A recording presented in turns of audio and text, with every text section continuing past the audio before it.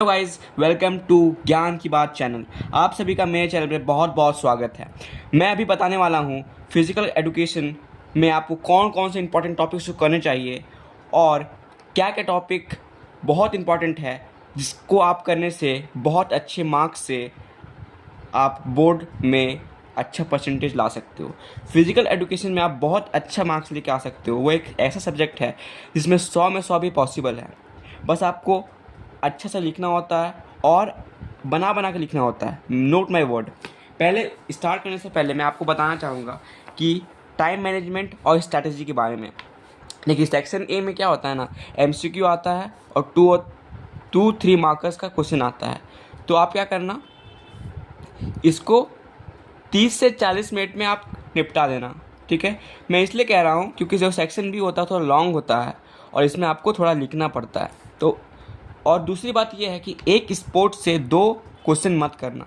अक्सर बहुत बार मतलब 10% केसेस में देखा गया है कि कई बच्चे एक स्पोर्ट से 2 क्वेश्चन कर देते हैं, तो वो कभी मत करना। ठीक है, एक स्पोर्ट से 1 क्वेश्चन करना है और 2 क्वेश्चन रहता है आपका शायद, और उसमें से जो सबसे ज़्यादा आपको आता है, मोस्ट प्रोबेबली जिसमें आपका सबसे ज़्यादा मार्क्स बनेगा, उसको आपको करना है। ठीक है, एक क्वेश्चन में आपको 30 मिनट देना पड़ेगा और एक और क्वेश्चन में दूसरा स्पोर्ट का 30 मिनट देना पड़ता है। ठीक है, फिर आपका बच जाएगा 20 से 30 मिनट आपका बच जाएगा। और किसी में ज़्यादा कम भी टाइम हो सकता है, तो अप्रॉक्स आपका 15 से 20 मिनट ही बचेगा।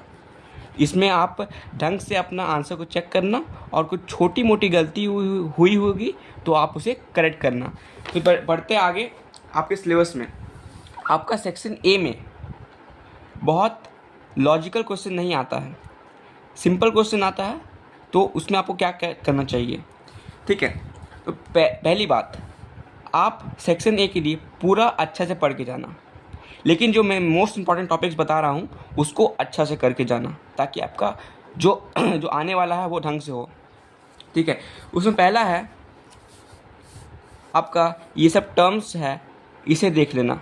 जो फैक्टर्स दैट इन्फ्लुएंस करता है वो आपका इंपॉर्टेंट है। ठीक है, फिर मीनिंग ऑफ ये आपका इंपॉर्टेंट है। ठीक है, फिर यहाँ पर ऑब्जेक्टिव्स इंपॉर्टेंट है, मीनिंग। ठीक है, objectives of physical education important है इस बार। ठीक है, फिर बॉडी टाइप्स, तीनों में से एक तो पक्का आना है। 1 मार्क्स का क्वेश्चन आएगा या फिर 2-3 मार्क्स का क्वेश्चन आएगा, डिपेंड करता है, तो इसे पढ़ लेना। फिर यहाँ पर देख लो कंपोनेंट ऑफ फिजिकल फिटनेस, ये सब से एक क्वेश्चन आता है। ठीक है, ये सब पढ़ लेना। फिर फैक्टर्स अफेक्टिंग फिजिकल फिटनेस, ये सब देख लेना। ठीक है, मतलब सेक्शन ए में आपको सब पढ़ना है। ठीक है, मैं बस बता दे रहा हूँ कि आपको इस टाइप का क्वेश्चन आएगा। ठीक है, यहाँ से क्वेश्चन बन सकता है। ठीक है, 2 से 3 मार्क्स का, यहाँ से 1 मार्क्स का क्वेश्चन बन सकता है। ठीक है, मीनिंग आपका आता है तो मीनिंग आ सकता है। ठीक है, स्पोर्ट ट्रेनिंग का मीनिंग टिक मार्क करो, यह भी आ सकता है। ठीक है, ये देख लो, आपको सिलेबस दिख रहा होगा। ठीक है, फिर प्रिंसिपल ऑफ स्पोर्ट ट्रेनिंग काफ़ी इंपॉर्टेंट है। ठीक है, यहाँ से भी क्वेश्चन आ सकता है। सेक्शन ए में जो टॉपिक्स आता है वो अनप्रिडिक्टेबल है, लेकिन मैं आपको कह सकता हूँ कि 2024 में जो कुछ क्वेश्चन आया हुआ है वो क्वेश्चन इस बार नहीं आएगा। ठीक है, बस ये आप मान के चलो, और जितना भी है आप सब पढ़ लेना। ठीक है, फिर प्रिवेंशन ऑफ इंजरी आपको कैसे करना है। फिर इस बार जो आपको 7th यूनिट है ना, वो काफ़ी इंपॉर्टेंट है, इसे स्टार मार्क कर लो। ठीक है, ये काफ़ी इंपॉर्टेंट है। फिर आपका यहाँ पर आता है, ये सब का आप देख लेना, ब्रीफ अंडरस्टैंडिंग आप कर लेना, बस आपका हो जाएगा। तो आप दोबारा देख लो, जो जिसमें टिक मार्क मारा हुआ है आप उसे ढंग से पढ़ के जाना। देखो, देख लो, आपका बुक के आगे में दिया हुआ होगा, आप उसे टिक मार्क कर लो और इसे एकदम अच्छा से पढ़ के जाना, और जो बाकी है उसे भी करके जाना, क्योंकि सेक्शन ए में जो आपका टॉपिक्स आता है वो अनप्रिडिक्टेबल है।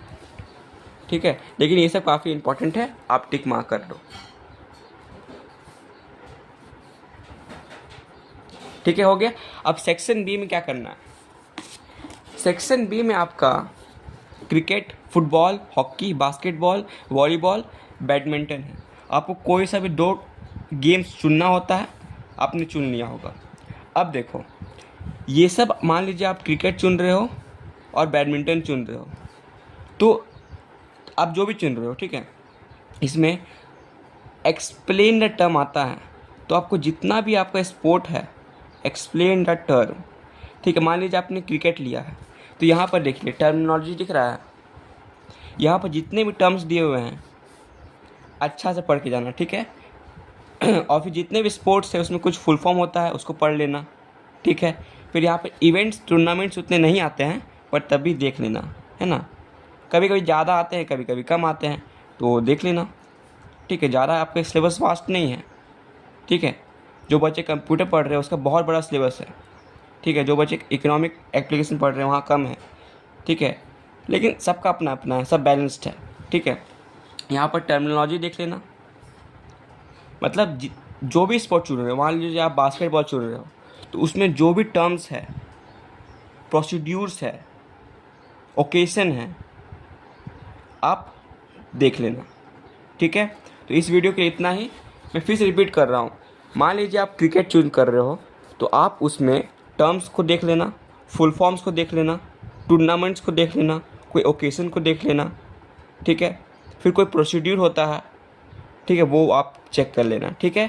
आई होप सो ये वीडियो आपको पसंद आया होगा और आप इस वीडियो से कुछ हेल्प पा सके होगे, ठीक है। All the best for you tomorrow exam, और कल 4 के आना। Thank you.